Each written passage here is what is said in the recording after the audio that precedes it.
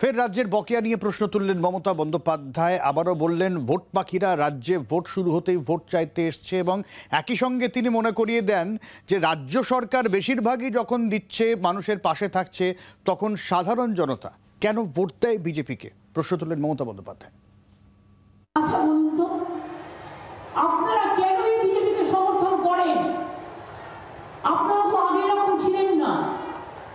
আগে তো ডেডিকেটেড ছিলেন, কাজ করতেন।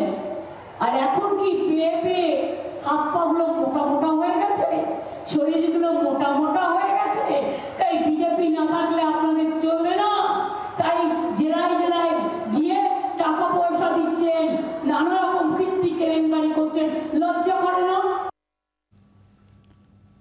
আর এর পাল্টা কি বলছেন বিজেপির শ্রমিক ভট্টাচার্য, শুনুন। যে কোনো নির্বাচনে রাজনৈতিক দলের প্রার্থীরা মানুষের কাছে ভোট চাইতে যান, কিন্তু মুখ্যমন্ত্রী যেভাবে মানুষের কাছে ভোট দেওয়ার জন্য অ্যাপিল করছেন সেটা কার্যত মানুষকে পণ্য বানিয়ে ফেলা।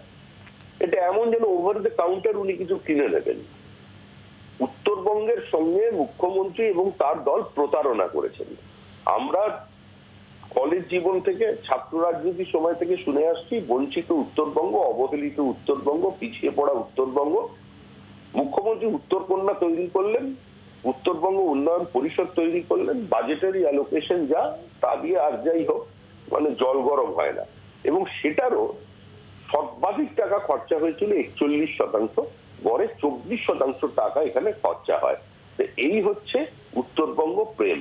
তিনি ফুলবাড়িতে গিয়ে বক্তৃতা করছেন, কিন্তু মুখ্যমন্ত্রীর কোনো ভাষণেই আর কোথাও ফুল ফুটবে না।